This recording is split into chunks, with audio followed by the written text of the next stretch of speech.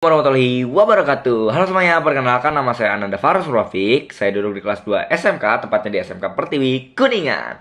Pada kesempatan hari ini, saya akan merangkum semua materi dari bab 1 sampai ke bab 6, teman-teman. Nah, bab pertama kita akan menjelaskan tentang prosedur pengebanan dan pengebrudan uang tunai secara lengkap. Yang pertama yang harus kita siapkan adalah uang tunai tersebut berdenominasi 100.000 dan 50.000, teman-teman. Nah, cara pengebanannya itu adalah pertama-tama uang dihitung sesuai dengan lembaran yang ditentukan, yaitu adalah 100 lembar per satu pack, per 100 lembar per satu band atau satu band atau kalau kita menyebutnya satu gepok. Lalu kita ikat dengan menggunakan kertas denom ya, teman-teman. Setelah diikat menggunakan kertas denom, kita pisahkan satu per satu denominasinya. Kayak seperti 50.000 dengan 50.000, 20.000 dengan 20.000, dan 100.000 dengan 100.000, teman-teman. Selanjutnya, setelah pengebanan, kita langsung lanjut ke materi pengebrudan.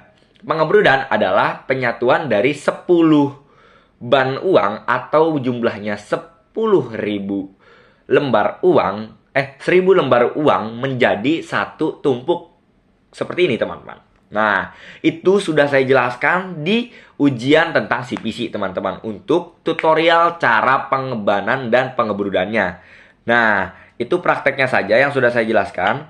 Untuk sekarang kita hanya tes lisannya, teman-teman ya, atau di sini ujian lisan ya, teman-teman. Lalu selanjutnya saya akan menjelaskan tentang pengepekan, teman-teman. Jadi, setelah uang itu dijadikan dalam bentuk satu brood, nah kita membutuhkan sebanyak 10 brood untuk menjadikan uang itu menjadi satu pack.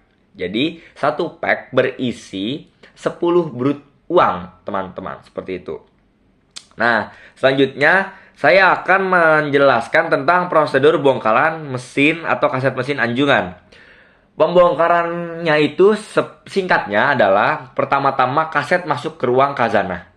Dari ruang khazanah, kaset masuk ke ruang loading. Dari ruang loading masuk ke ruang proses. Nah, di ruang proses kita memasukkan uang sebanyak 2.200 lembar atau lebih sesuai requestan dari ATM tersebut. Nah, setelah dimasukkan, teman-teman, uang akan disortir kembali oleh petugas yang ada di ruang packing. Nah, setelah itu uang dan kaset dimasukkan ke ruang khazanah. Setelah dari ruang khazanah, uang akan dikirim kembali oleh petugas CIT menuju ke ATM yang sudah membutuhkan. Nah, di ruang proses atau ruang packing itu terdapat seal atau alat untuk mengesil bagian pada kaset uang tersebut, teman-teman.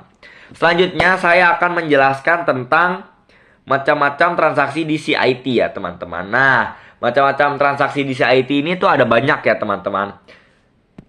Nah, seperti yang tadi bilang saya tadi, di CIT itu ada beberapa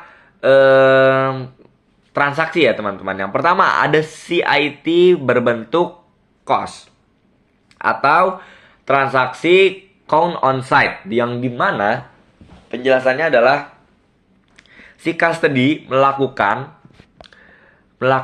penghitungan uang di depan nasabah, teman-teman, itu dengan melakukan perhitungan manual. Nah, menggunakan mesin ya, teman-teman. Jadi custody datang menghitung uang dengan menggunakan mesin seperti itu. Lalu di depan si nasabah ya, teman-teman ya. Selanjutnya uang akan dimasukkan ke dalam canvas bag ya. Nah, setelah itu ada BBC atau Bulk Bundle Counting atau Global Count, yang dimana si custody menghitung uang per bundle, mengkonfirmasi jumlah uang kepada nasabah, lalu memasukkan uang ke dalam secure bag atau canvas bag. Nah, di setiap namanya transaksi pasti ada lembar petugasnya mengisi formulir OR dan mengisi formulir kecocokannya, teman-teman ya. Lalu ada STC atau Set to Content. Nah, Set to Content berbeda dengan tadi BBC atau GC dan eh satunya itu count on site. Nah, STC melakukan pengecekan dan penandatanganan oleh nasabah. Jadi, custody datang ke nasabah tersebut, melakukan persiapan prosedur serah terima, lalu mengisi formulir OR oleh petugas. Nah, selanjutnya baru dicek penandatanganan oleh nasabah, teman-teman. Nah, materi selanjutnya saya akan menjelaskan tentang prosedur replenishment ATM. Prosedur replenishment mesin CRM, pilih salah satu. Saya akan menjelaskan mesin CRM. Replenish pada jangan CRM, tapi saya akan menjelaskan tentang replenish mesin ATM. Yang pertama-tama kita sudah harus menyiapkan 5 kaset ya, teman-teman ya. 5 kaset dan 1 kaset reject dan retract ya, teman-teman. Nah, setelah kita siapkan, kita buka pintu faksia bawah dengan menggunakan kunci pintu faksia bawah. Lalu selanjutnya kita membuka pintu faksia bawah sampai terlihat berangkas. Sebelum itu kita harus membuka pintu faksia atas dulu, teman-teman. Untuk apa? Ya, jelas, untuk memasukkan mode pada ATM menjadi mode SOP. Nah, setelah kita membuka pintu faksia bawah, kita harus menyiapkan kunci tombak dan kunci cencon. Nah, kunci cencon itu bisa dapatkan di PKT-nya masing-masing. Nah, langkah selanjutnya memasukkan kunci tombak ke dalam lubang kunci pada berangkas. Lalu, masukkan PIN yang kita dapat dari PKT. Lalu yang terakhir, membuka kunci berangkas dan mengeluarkan kaset-kaset yang ada di dalam berangkas.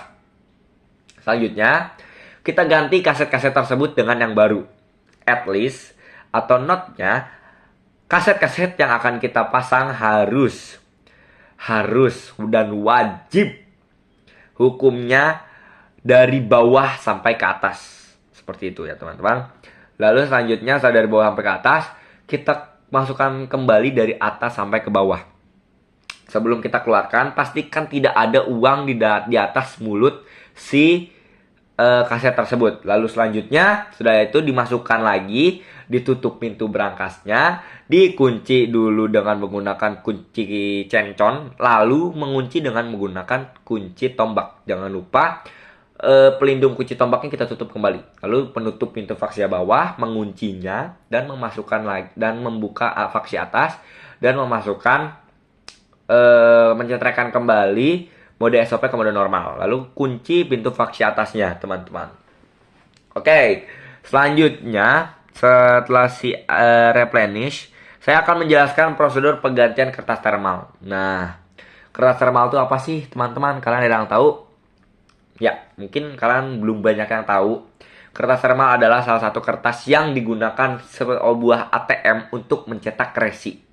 Atau biasanya digunakan untuk mengecek apakah si thermal cardnya ini berjalan atau tidak. Nah, kertas thermal itu bisa diganti dengan menggunakan atau dengan cara membuka pintu faksi atas. Lalu mengeluarkan mengeluarkan yang putar-putarannya itu yang warna hijau ada di bab selanjutnya, di bab FLM.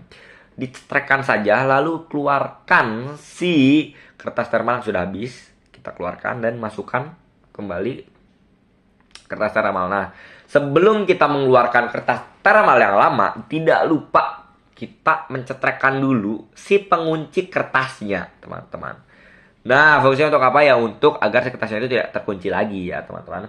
Setelah kita buka penguncinya, kita keluarkan, kita ganti, kita masukkan lagi, kita masukkan HP mentok, lalu kita kunci kembali si pengunci kertasnya, cetrek. Nah, seperti itu. Nah, selanjutnya saya akan menjelaskan tentang penanganan uang tersangkut.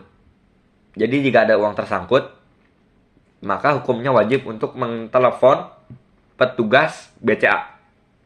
Agar apa? Agar petugas BCA segera untuk mengirimkan petugas untuk menangani kasus tersebut. Seperti uang tersangkut di dalam mesin. Biasanya uang tersebut tersangkut di bill validator atau di mulut dari si cash gate-nya, teman-teman. Nah, selanjutnya saya akan menjelaskan tentang penanganan kartu tersangkut. Nah, jikalau teman-teman kartunya tersangkut, teman-teman yang harus lakukan adalah seperti tadi, menelpon pihak BCA untuk gimana caranya agar kartu ini bisa keluar. Penanganannya, buka pintu faksi atas, lalu putar pada card bin agar kartu bisa keluar dan tidak tersangkut kembali. Oke teman-teman, cukup sekian video dari saya. Mohon maaf jika ada salah kata. Saya pamit undur diri. Terima kasih atas perhatiannya ya teman-teman ya. Wassalamualaikum warahmatullahi wabarakatuh. Ciao.